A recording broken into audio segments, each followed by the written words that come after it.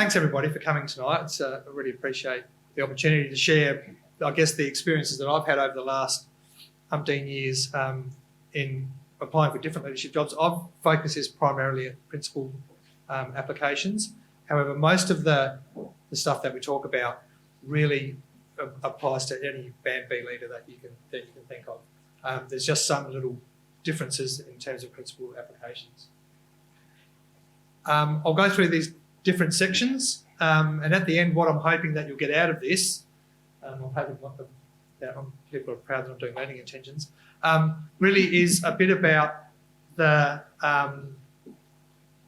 how you need to present yourself, and some little tricks about how you can go into these things with confidence, because that's really the bottom line. Is you actually need to be confident, otherwise it becomes really hard. So when you decide that, do I need to talk to the microphone? Yes. Okay. Yeah, if you want to put it down a bit, so it's just, I'm just a bit of a roamer. That's all. Yeah. When you're going to apply for a job, I guess the bottom line thing that you need to find out is, do I actually want that job? And so you need to do a fair bit of research and ask and seek information. So there's so much information available about schools, and their websites is the perfect place to start. You can dig around in their websites and you can find annual reports and site improvement plans, and you can go to the My Schools and look up for ICSIAs, and you can see the index of disadvantage and all those sorts of things.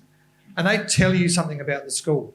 But what also tells you something about the school is actually going into the website and having a look at their curriculum offerings. What is the school pathway focused? Are the curriculum offerings a little bit haphazard? Are they narrow? Are they broad? A whole range of different things that tells you about the school and where it's currently at. It's always good, and I did this for my current school, is when I suspected that there was a position coming up there, it was well before the position was advertised. I actually did a drive-by during the school day to see what it felt like for me going past the school and what I saw and was happening at the school. And I know that sometimes is a bit difficult, but I think it's worthwhile for you in terms of your desire to win the job to do that. The other thing I look at is the news and events, so newsletters, and the old annual reports gave you some feel about that, the new ones don't. But newsletters and Facebook pages and things like that give you a bit of a sense about how the school's tracking, but also about what the priorities of the school are. So really dig deep and do some research, because then you need to make a decision as to whether you want to apply or not. I would do that before I even decided whether I wanted to apply or not. Then look even deeper. Once you start thinking about the application, look even deeper so that you can actually tailor what you are telling the panel to what the school's currently doing. So look at their SASPA results. Are their SASPA results improving? Are they declining? What's their NAPLAN like? Are there other indicators in there that you can see about student performance? Because ultimately the job is about student performance when we talk about principal's job. There are a million other things that we do, but ultimately it is about getting improved and increased student performance. The ESR is a good one as well, because the ESR is an independent assessment or an IB review or a CIS review. When they're done, they end up on the websites as well, and they tell you a lot about the school and how it's tracking as well. So the ESR is a really good one because that's, again, independent eyes on the school. It's not, rose-coloured glasses of me writing my annual report or something like that. It is an independent review and gives you some indication of where the school's at. Same thing with CIS or IB reviews, they do the same sort of thing. I also think, I just noticed that as I flipped over, I also think that the leadership structure tells you a lot about the school as well, about how the school is organised. Is it organised in learning communities? Is it organised, because my school was organised in 3 big blocks, so student wellbeing, operations and curriculum. And so how does that, as a potential principal coming in, how does that fit with your ethos? Will that need to change? Is it something that you aspire to, or is the school that's organised in learning communities or organised in some other way? Is that an attractive thing to you? Because that's when you walk into those schools, you often have long-term leadership that you need to work with, and so you need to actually think about how that works in the school. The principal's JMP is generic JMP, and I would expect that most people that are interested in principal's positions will have actually had a look at that. But the generic JMP basically means there is no guidebook to writing an application. With the Band B leaders, you've got the school role statement, you've got the expected outcomes of the position. So it gives you a bit of a sense about how you can tailor your application to that particular position. With principal's jobs, they're all generic. They're all exactly the same. So it gives you no guidebook as to how to do that. And so my guidebook that I'll show you works for me. I think when I get applications and when I see applications that are written in that format, I find them fairly rich, but it is certainly not a scaffold or a blueprint that everybody needs to follow. You need to find the right mix for you.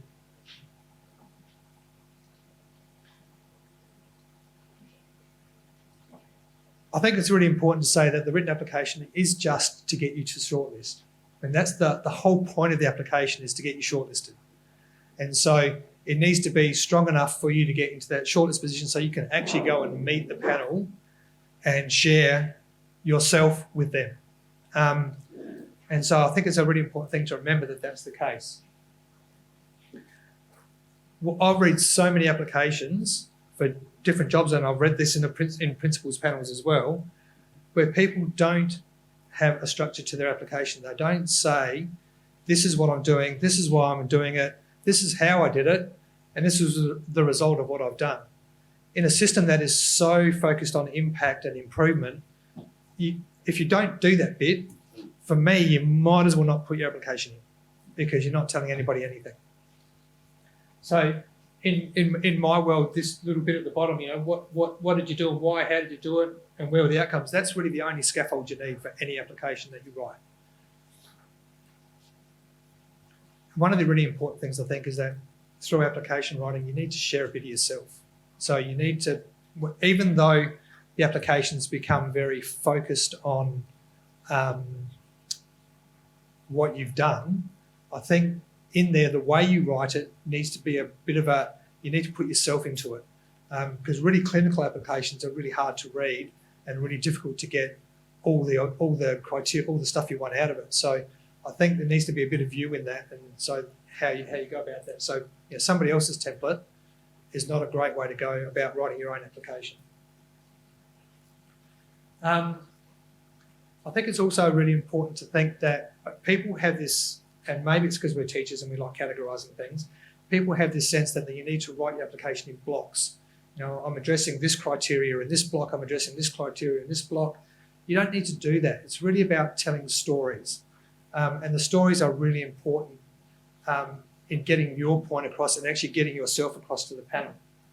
So I always put in there that you don't need to actually write to the specific criteria. So if we go back to here, oh, that's a long way back. If we go back to here, you can see there's 5 practices and 3 sort of dispositions. If you tried to write to that in 1,500 words, you've got no chance. So you need to actually try and weave them together and actually tell a story that connects all of those things in the same example. I mean, my last application, which I wrote last year, I'll just get this forward again, I told one story for my 1,500 word application.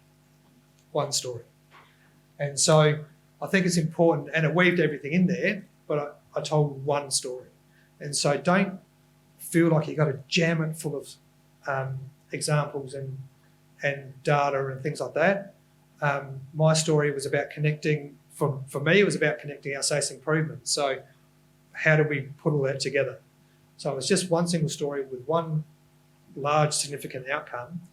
That can be more powerful than 5 different stories with smaller outcomes or smaller descriptions. I think I've just said all that. Oh, be careful. I've been on panels where people count the number of I's in applications and go, this is full of I's, this person's not a team player. It's got to be a balance. I mean, all applications, particularly principals jobs, because you have to work as a collegiate team and you have to be a team builder and a high-performing team builder.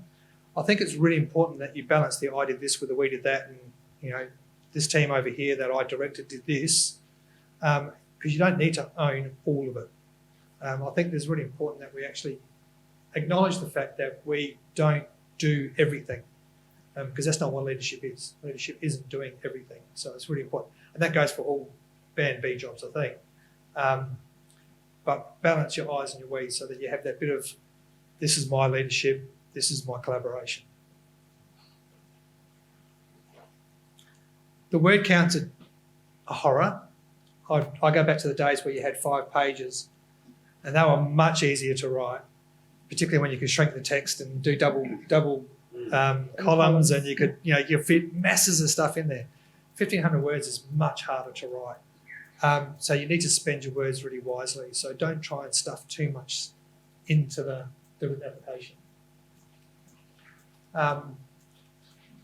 Ultimately, again, it's really about telling a solid story. Now, the CV, on the other hand, is as good as your written application. It should be giving the same level of detail and information as your written application. Don't think that it has to be just a list of stuff. You can put so much into a CV so that you read them both side by side and it tells the complete story, rather than this is my written application, I'm trying to tell my entire story in here and here's the stuff I've done. It's a much better strategy to have those two read side by side so that you actually give the full story about yourself. So I've seen a lot of CVs where I just go, well, that tells me nothing about this person. That's just a list of the T&D that they've been to, the jobs that they've had. Doesn't really tell me about the responsibilities they've had. Doesn't share any outcomes. So be careful about writing your CV. Spend as much time on your CV as you do on your written application, or even more, because it can be really powerful.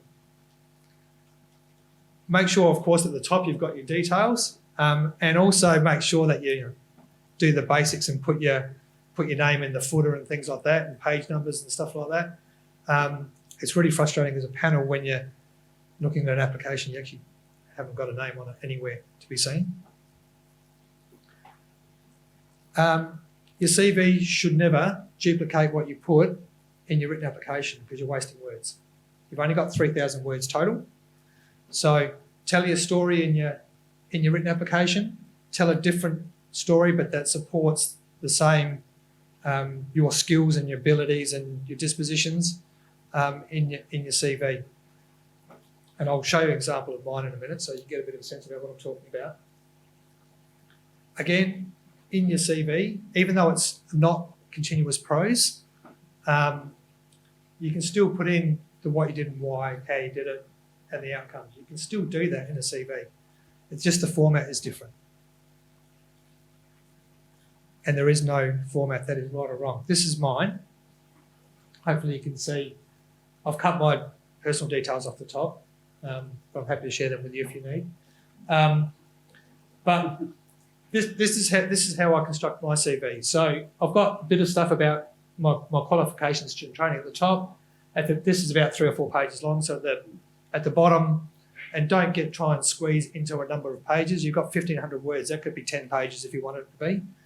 At the bottom, it's got my previous positions. Anything more than 5 to 7 years is probably not all that relevant, because you would have changed as a human being significantly over that time.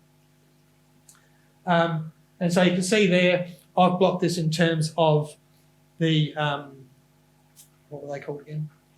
The criteria, so the requirements of the position. So leading the teaching and learning, improvement and change is one of the 8 conditions. And then in there I've put an example. This is what I did and why, this is how I did it, and here's my outcome. And I've done that for each. So this one I've actually blocked up in terms of those criteria. And you can tell a story in that. And it's really the difference between this and my written application is the fact that this is dot binding. My written application isn't.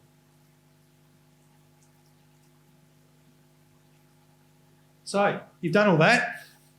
You've got the beautiful personalised email that says, yeah, congratulations, you've been shortlisted. Now what?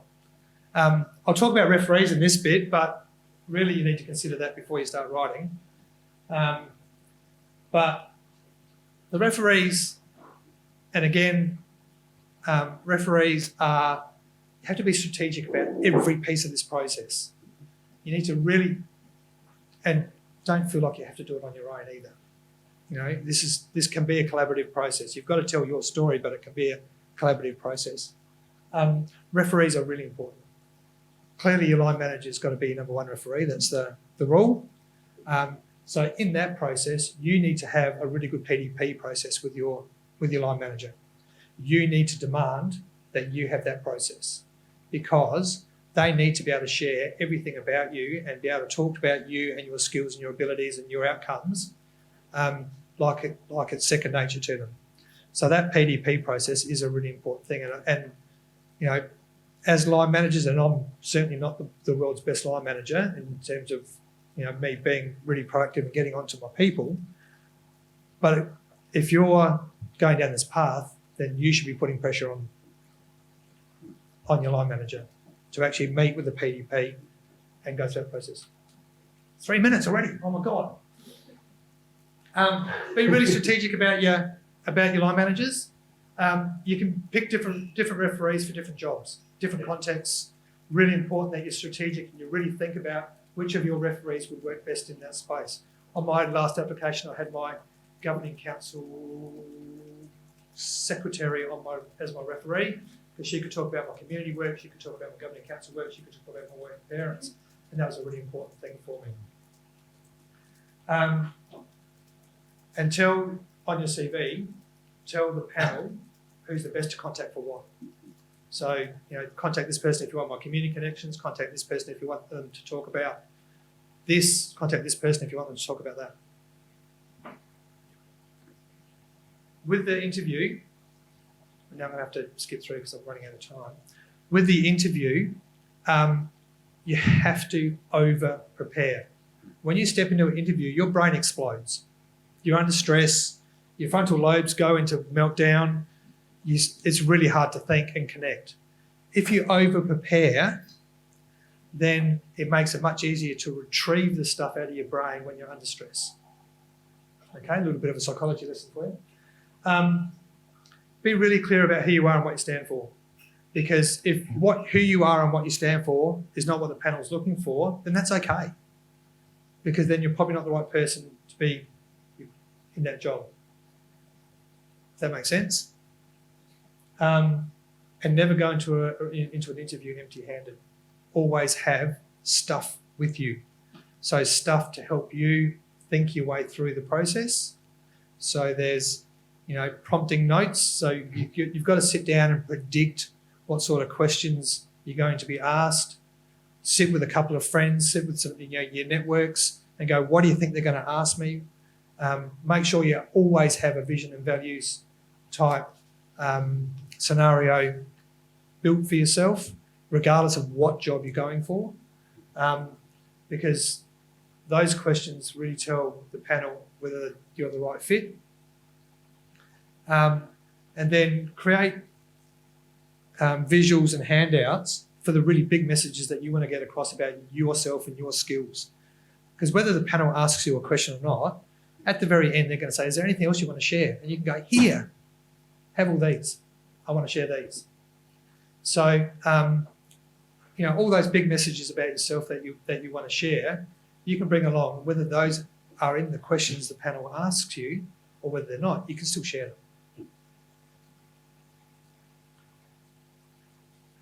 In the interview, manage your time well. I've been in some car crash interviews where the person that was being interviewed completely ran out of time, had 2 minutes left, had 2 questions left, was not watching the clock, was not paying attention, was prompted about the time, still didn't manage the time well. So you need to manage your time really well. Thanks, Adi. Don't be afraid to expand on the examples in your application CV. They're not off limits. You don't need to add new stuff all the time. You've got to just talk about what your strengths are. And if that's all in your CV in your application, more than sensible to actually go and do that. When you've got prep time, if you get prep time, because that's not always a given, make sure you use that as efficiently as you possibly can. Of course, I'll give this to Peter so that all the other bits of text in there you can actually get to. And then when you're done, actually sit down, go somewhere, sit down, calm yourself down, and have a bit of a reflect. Don't catastrophise, because catastrophising doesn't solve anything. But, because we always tend to do that, I didn't say this, I didn't say that. But reflect on what you think the gaps are in what you've presented, and then call your referees and say, just have my interview, you're going to get contacted, this is where I think the gaps are, so that they can fill the gaps in when they get contacted. And then remember, once you're out of that room, you've got no control anymore. So there is no point in stewing or worrying or going into meltdowns. I live, a person very close to me goes into meltdowns after they go into these processes because they go, what if? It's too late. So you've just got to resolve that this is it and I've done the best I can. And if it is, it is, and if it isn't, it isn't. And then I'll learn for the next time. And everybody says good luck. Good luck with going for the jobs. If you actually do really good preparation, you don't need good luck. You make your own. And I think that's a fairly standard sort of concept in everything that we do. Thank you.